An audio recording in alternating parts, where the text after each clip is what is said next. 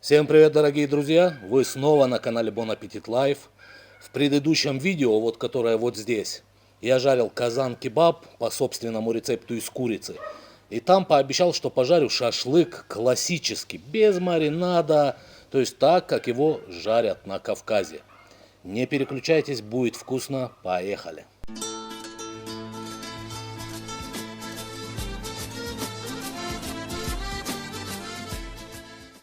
В данном видео я буду использовать мясо каре ягненка. Весь рецепт в процессе буду показывать. Сколько расстояния от шампура до углей. Буду рассказывать, когда переворачивать, что делать. Потому что многие люди интересуются: Мурат, как жарить, что жарить, сколько по времени. Вы должны понять одну вещь, что по времени я сказать не могу. У каждого разные дрова, разные угли, разный мангал. Буду ориентироваться по своему мангалу, который тоже не соответствует нормальным мангалам. В процессе расскажу тоже почему. Поэтому не переключайтесь. Шашлык классический, кавказский, из каре ягненка. Вот такие у нас красавчики. Дрова разгораются. Дрова у меня тоже спрашиваете, какими дровами пользуюсь. То есть в основном использую бук. Эта порода растет у нас. Лучше, конечно, береза. Она дольше держит жар. Ну, соответственно, а для шашлыка лучше всего использовать фруктовые. Либо виноградную лозу, либо абрикос, груша, там, я не знаю. На них всегда вкуснее. Ну что, друзья, посолим.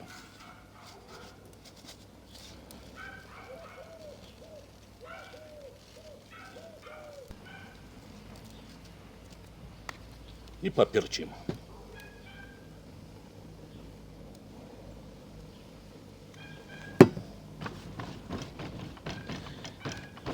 В этом рецепте нету никакого маринада. Как раз я просто хочу показать вам, что мясо получается очень вкусное и сочное.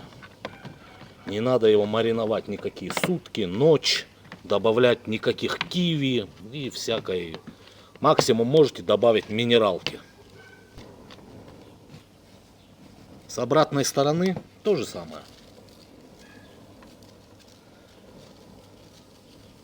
Результат вкусного шашлыка зависит от мяса в первую очередь, от жара, от высоты, от степени прожарки. Поэтому, друзья, это очень важно.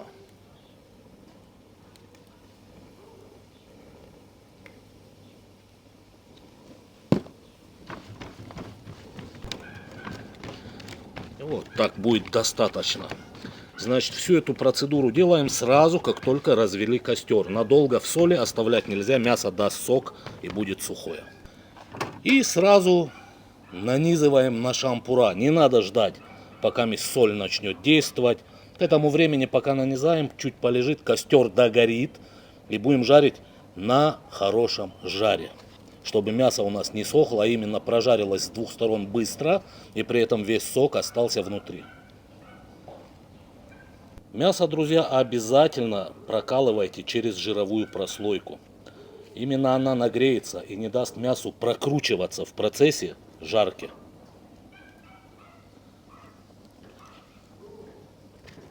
Сильно тонкие и толстые куски тоже делать не надо. Если это баранина, достаточно сантиметр-полтора. В зависимости от возраста этой баранины. Сегодня, которую я использую, ей ориентировочно сказали месяцев 8-9.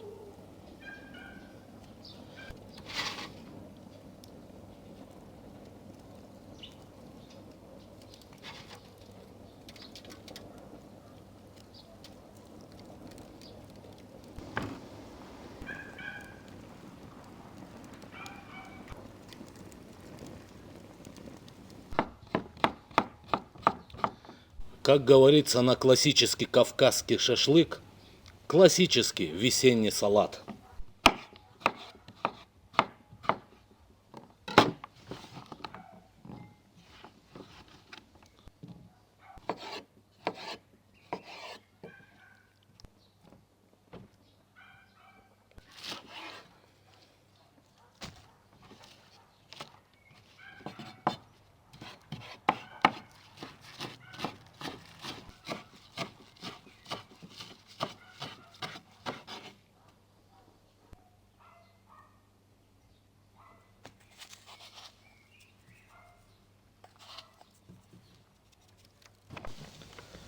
и капельку растительного масла. Вот так. Чуть позже перемешаем, угли уже практически готовы.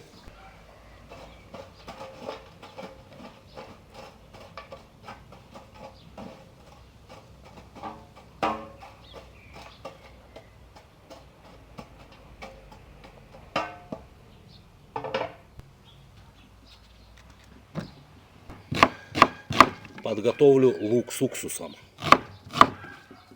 Очень хорошо подходит для нашего шашлыка. Немножечко пожмякаем, чтобы он дал сок. Часть отправим в нашу пиалку, а часть оставим для шашлыка. И зальем 6% уксусом. Я думаю, этого достаточно. Также немного зелени. Из зелени у меня укроп и петрушка.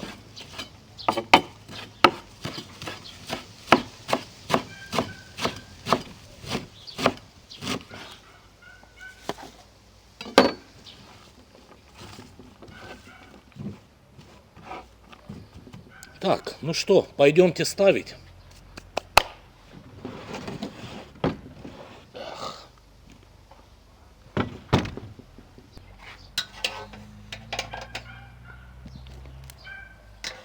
Слегка продышалась, но жар должен быть хороший. Не знаю, как кто жарит, я жарю так.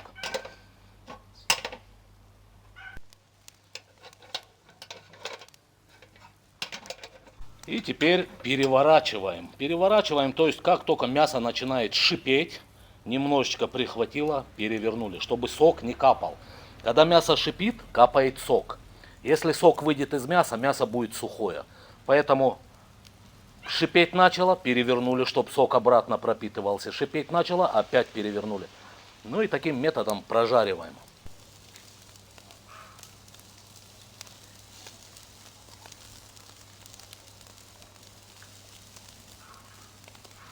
Нижняя точка мяса до верхней точки углей я придерживаюсь где-то 5-7 сантиметров. Ни больше, ни меньше. Я привык жарить так, чтобы мясо и сочное было, и не горело. Что касается моего мангала, я считаю, что он неправильный. В оригинальных, нормальных, настоящих мангалов не бывает боковых дырок и всяких прорезей.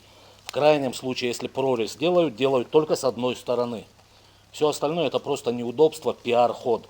Вот в данный момент с одной стороны поддувает сильней, и получается, что одна сторона горит, а другая не дожаривается. Мангал должен быть глухой.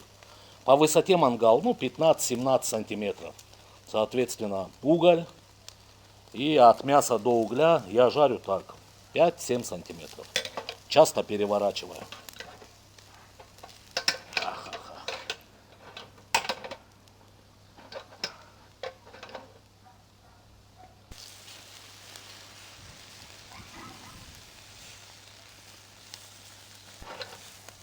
Еще многие спрашивают: Мурат, почему загорается уголь? Уголь загорается в двух случаях. Либо не догорели дрова, либо не покрылся пеплом. Он должен покрыться пеплом, седина называется, а потом уже кладете мясо. И часто переворачивайте, он воспламеняется из-за жира. Если вы часто крутите, жир возвращается обратно в мясо, и воспламенения не бывает практически.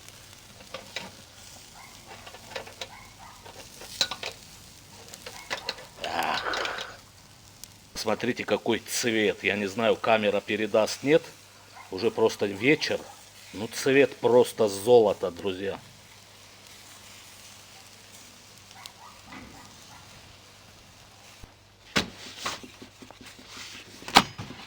Лаваш.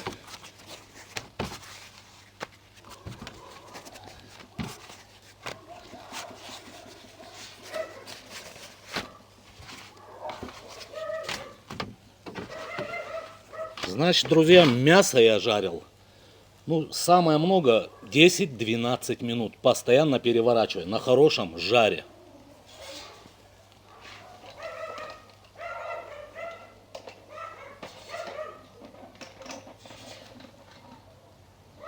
Я думаю, еще 1 минута с той стороны, куда я перевернул, И будет идеально.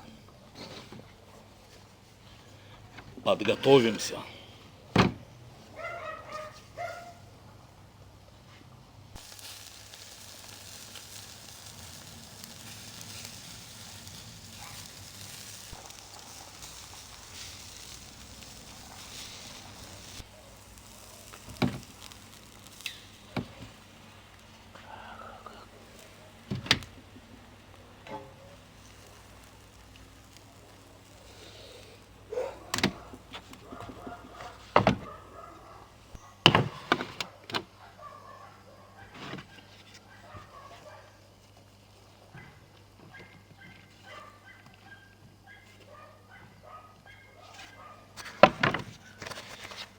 На пару минут накрываю лавашом.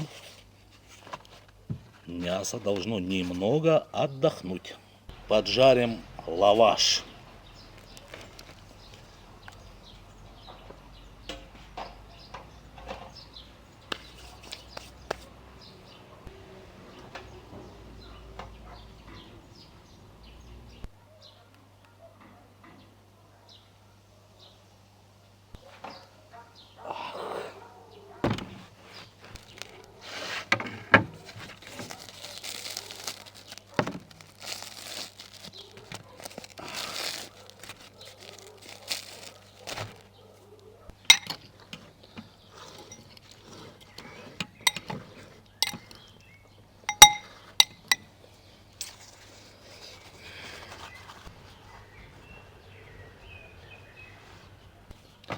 Так, ну что, друзья, попробуем. Вот степень прожарки. Я не знаю, как здесь видно. Я сейчас перейду на солнечную сторону специально, чтобы вам показать, друзья. Вот, друзья, перешел специально на солнышко, чтобы показать степень прожарки.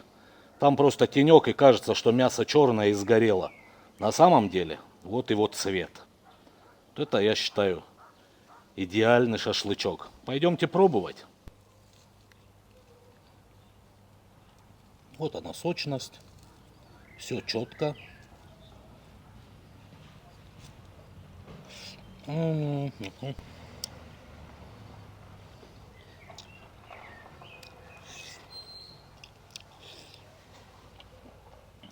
Я считаю, что это самый вкусный рецепт. Именно классика. Классика жанра.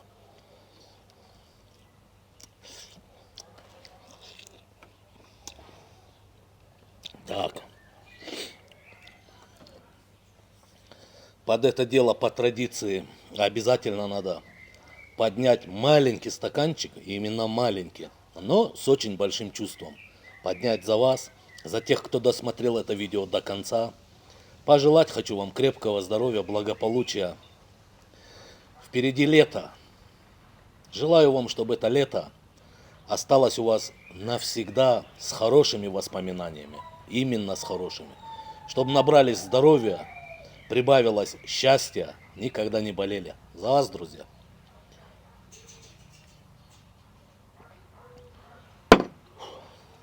Хорошо.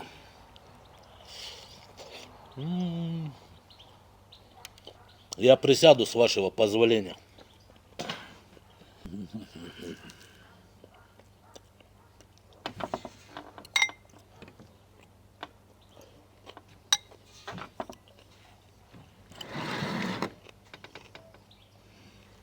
Какой шашлык без лука?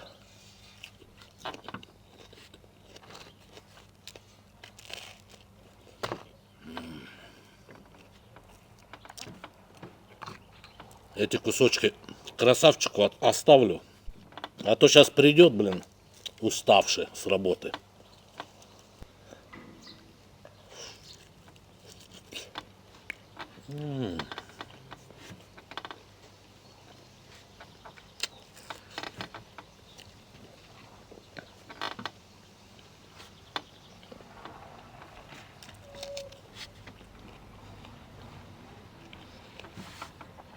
Оператор, выключай, присоединяйся. Друзья, на этой красивой ноте я не прощаюсь с вами. Мы продолжим наш вечер. Будьте здоровы. Если видео заслужило, ставьте лайк. Всем пока-пока.